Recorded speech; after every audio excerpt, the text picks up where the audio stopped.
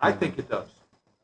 I think it does. I think what happens is that while you're doing a circle, some people do, when you see people doing like what I call a chisel stroke, okay, they're coming across, and that's really what they're looking to do, is even out that bevel. You want a bevel that when you look under the microscope where the edge is perfectly flat and that bevel part of the razor is very crisp, okay, cut into that. And so the circles, for me, is the easiest, most consistent stroke. But, you know, people who do, whether it be the chisel stroke, some people do an up and down type stroke, we're doing the same types of things. But then once you're doing that, and the reason for the circles is I'm covering the whole blade, now I want to even that out for any inconsistencies that might have happened in the circle. Does that make sense to you guys?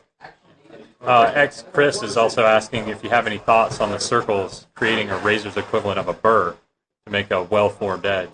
If you work towards burrs, you can do it that way. But I prefer to try not to come up with a burr, and that's why I'm doing those circles on both sides the same. I really don't want that burr. I want that bevel and edge to be very, very consistent, to where I'm not looking to remove a burr at the end of my process. Right, and someone else asked about the pressure. My understanding is it's just very light. I mean, just enough to keep it flat on the hone, and that's it. Right. When you now you can put a little pressure on when you're setting the bevel. Okay, and by pressure, you don't see me bearing my shoulder down. Okay, you see me just almost with my index finger on the shank of the razor, just giving it a little pressure. Okay, and you can feel that. But then when I come back and I'm doing that honing process, I'm not doing anything. I'm balancing it on their flat. Just reading their questions. Okay. All right. So now we've done this one on the 5,000. Glenn has a great test on the 5,000 or 4,000 or 3,000, and it's will that thing shave your forearm?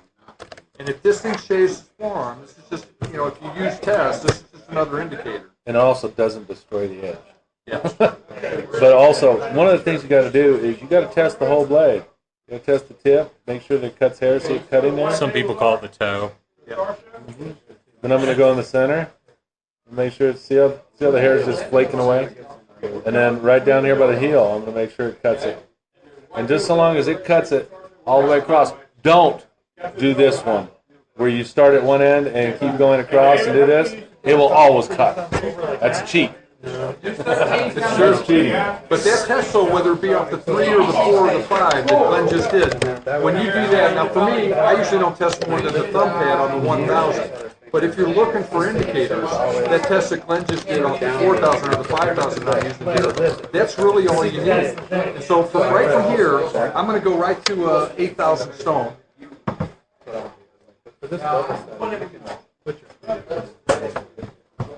And all I'm going to do on the 8,000, now I'm really starting, all I want to do from this point on is I'm looking to polish. Now I'm still cutting a little bit on this 8,000, but I'm looking to polish out this edge to where it can cut. Sorry to interrupt you. We're cutting 13 Who? coming in. You got Yeah. Yeah. Okay, good. All right. I think you might. Yeah, you might have one, huh? You might have one that's shaved. We're going to do a shave for them. Do you want to do it, or do you want Simon to do it? Let Simon do it. Okay. Make him take that dress off first, though. And all I'm going to do is just 10 strokes here on the 8,000, because that's all I'm looking for is to polish. Hey, Glenn, somebody's asking about Delirium. Is asking. He says, "Can we ask Glenn to speak a bit more about what the test is? Were they popping or just shaving the hairs off?" God, how to describe that? On a 4K, it should actually you actually have to kind of shave it off. Yeah. It should pop. There should be no resistance at all, but it should just pop those hairs, just like you saw it kind of just push those hairs off. That's how sharp it's got to be.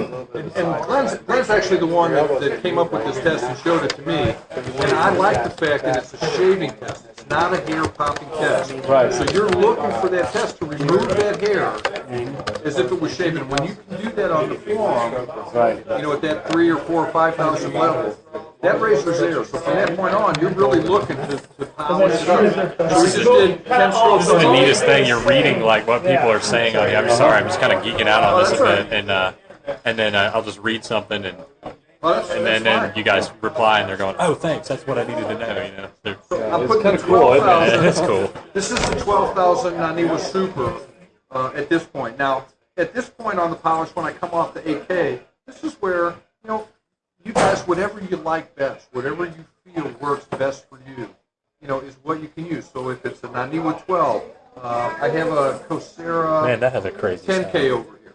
Okay, this is the Naniwa Coursera 10K. That's a great finisher. Here's a conical. Okay, you can use a conical as a finisher if you want, which is water. Escher stone. Okay. People are really loving this. Oh, well, I'm gonna cheat at the end on this one because normally I would stop at the 12K and just go to my .5 diamond on my felt pen. I mean, but if you Sham in were our to try group, to High buy Bud GL, gave me a Charnley Forest. There's been some recent conversation, a lot of conversation on the Charnley Forest, and this thing, from an oil stone standpoint, we've been playing with it today, and it is just really, really coming up with some killer edges. So I'm going to cheat and do 10 strokes on that. Sham, if you're out there, by the way, or if you see this later, I don't know how to thank you, dude. This thing is a killer stone to play with. I'd love Chris, to find some more. do me a favor, it's grab that beautiful. Loom And strap that's now all behind you, these that guys are massive envious, one. and so if you get 1,000 PMs about Charnleys, dude, And you're just- on your own. No, just display it like this. So 10 strokes on the 12K.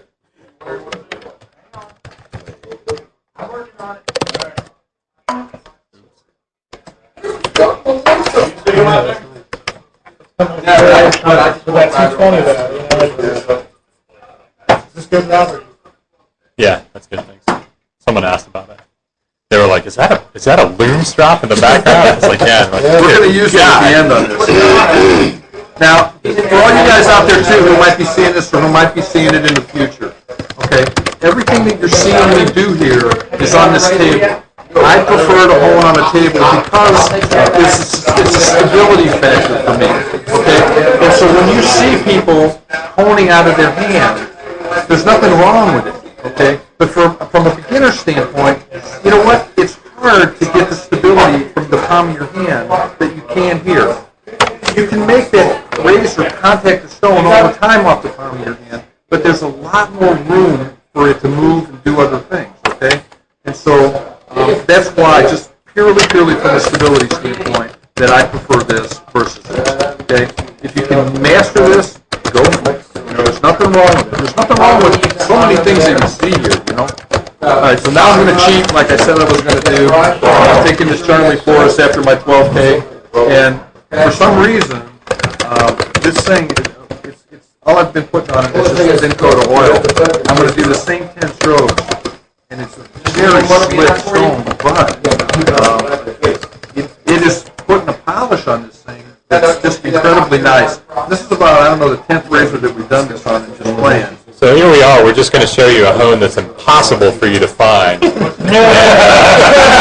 Absolutely no chance ever having any contact with one of these unless you come to RazorCon 2010 and Lynn brings this one back. That's right.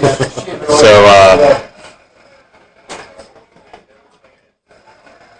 well, this is another thing too, because this is an oil stone. Those of you guys that are hair popper testers, if you've got oil on a blade, dude, you're not going to pop any hairs off of that thing. So, until you clean the oil off and shroud it, don't be looking to pop hairs.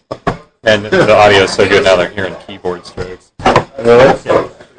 All right. So, really, for the most part, this razor, you could probably just drop it up and shave with it now.